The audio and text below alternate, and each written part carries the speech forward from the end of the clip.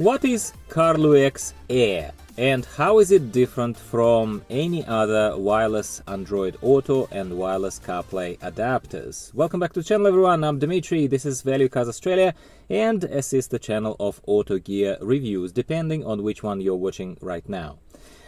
Today we are sponsored by CARLUEX. These lovely people, they sent me this unit for free to take a look at and to test. Honestly, they did not pay me, they did not provide me any particular script. As always, that is the only way I collaborate with a variety of brands, and I love this opportunity. And today I'm going to tell you honestly what I think about this little thing. Before we do, let's take a quick look at what is in this box. The box is reasonably nice, fairly standard for any wireless CarPlay and wireless Android Auto adapter that you get, but inside of it is this little thing wrapped up and looking kinda like a slightly enlarged key fob. You would expect a key fob to look like this, except it looks like Elon Musk wants his toy back. Yeah, right, doesn't it? Like, it has a USB port at the back, it has a bit of a rare spoiler here at the back that says CARLUEX written on it, it has a couple of lights over there, blue and red, and it has a USB-C port in the front. It has this button-looking thing at the bottom, but it's not a pressable button. It is just some kind of alloy, some kind of metallic thing, which presumably is for you to fit it somewhere, stick it on some sort of surface, and also the look of it, I would argue, is not offensive. It probably would fit between the plastic and alloys and aluminium of most cars as far as the interior design is concerned. So I think CARLUEX straight away sort of, well, let's say succeeded there. But what is it all about? Is it worth your money? And are you better off just with a normal Android Auto and wireless CarPlay adapter? Well, the instructions are very simplistic, 3-page little manual that basically says to you, connect via Bluetooth as you normally would, connecting any of your phones to any of the wireless CarPlay adapters that you can buy off the market. It wouldn't surprise you. There is nothing particularly for us to even pause on. There is nothing different about that fact. The difference begins once this thing is in fact connected and once it starts projecting on your screen. The biggest difference, my friends, from a normal adapter is that a normal adapter relies on the built-in wired Android Auto wired Apple CarPlay that is already present inside of your vehicle, inside of the infotainment system, and they make it wireless. That's about it, in a nutshell, unless you're going for something much bigger, much more visually intrusive, but also very helpful, such as Carpuride. I love Carpuride, but Carpuride comes with its own screen at the expense of occupying some kind of real estate here in front of your field of view. Everything else, other adapters, they're kind of the same, they're all the same. What this thing does is, yes, it provides you with Android CarPlay, with Android Auto and Apple CarPlay. Of course it does. That's kind of bread and butter of these things, what they do. But it comes with its own operating system. It comes with its own operating system. It comes with its own operating system of apps, of UI layout. It changes a lot of things. So if you are, for example, and I will struggle here to come up with a specific scenario, but let's say if you are entertaining people inside of your car, and by that I mean you probably are driving long distances, maybe picking people up from the airport, maybe you have kids in the car that require a little bit more involved entertainment. I've seen in many cases, what comes to mind is I was picked up in a variety of different cars, not necessarily just minibuses, but just private vehicles. For example, when I fly overseas, say to Indonesia, or say to Bali specifically, or to Phuket, or to Fiji, and when you get picked up from the airport, it's very common for the person who is welcoming you in their car to turn on some kind of infotainment playlists such as YouTube, sometimes Netflix, sometimes something else, but it is definitely not just restricted to your typical Android Auto or Apple CarPlay of maps, typically, right? So what this thing does, again, is it gives you an opportunity to connect to the internet via Wi-Fi, and we'll revisit that, don't go anywhere, so that's also a sticky point there.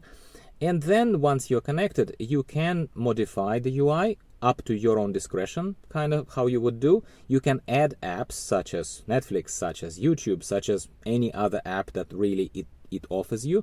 Essentially, when you go into the settings of this thing, of CARLUEX, once it's connected, you see that it's some kind of Android-based operating system. Simplistic, but pretty straightforward. It's almost like you connected a different phone to it, right? And yeah, you put apps there, and they are there at your fingertips. And if you prefer this kind of design, if you prefer this kind of UI, that is the main difference. You don't just get a map, but you also get this overlay, if you like, this frame of CARLUEX that also gives you its own transitions, its own back and forth, its own back buttons, its own quick button to switch to Netflix, quick button to switch to YouTube. Do you know what I mean? Like, I don't need to keep ranting about it. I think I carried across what this little Elon Musk's toy actually is doing, right?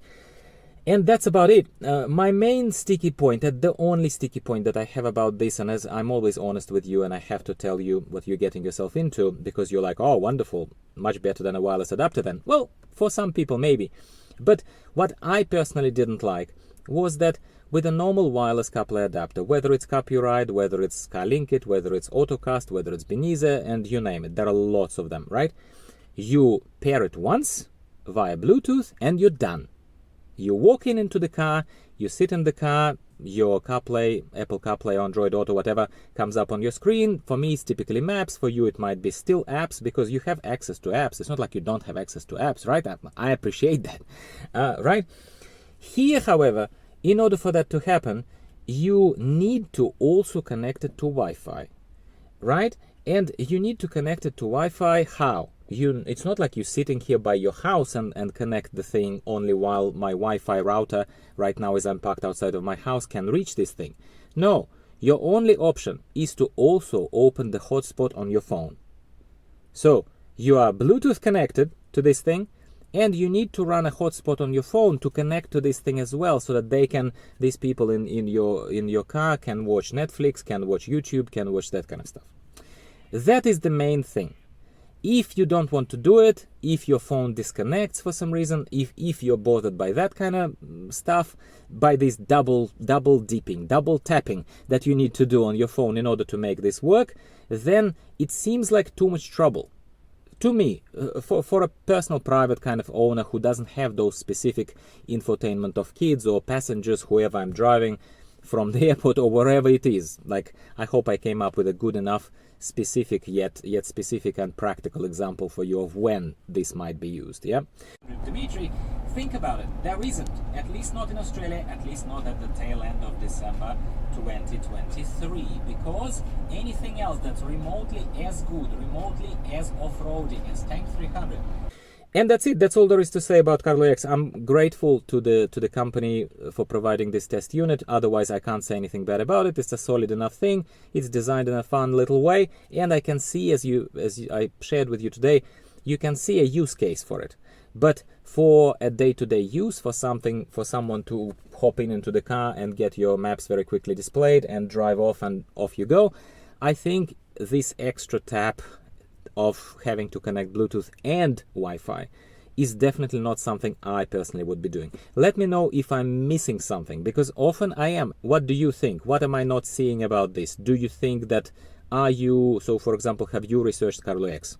Do you see some other kind of usability pattern, so to speak, where this thing becomes much more useful than perhaps I'm seeing from my a bit simplistic, kind of normal, average Joe and Jane user perspective?